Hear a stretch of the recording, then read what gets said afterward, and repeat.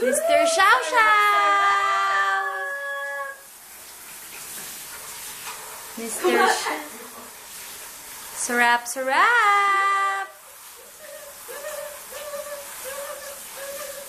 Tama lang, Kati. Shampooin mo naman. Shampoo na!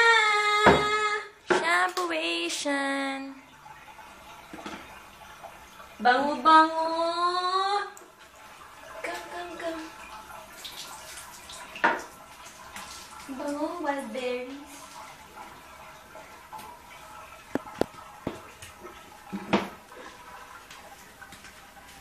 Oo, tapos yung katawan niya mabaho.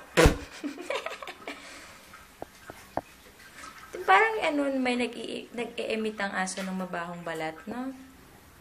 Ano, sa kinakain niya. Ay, kwatratis. Bakit? Yung ano ba naman kinakain niya na? Dog food lang, ah. So, talaga i-promote ko sa... kasi ng ano eh. So, i-promote ko sa dito na Yukanuba. Yukanuba yung ginagamit ko.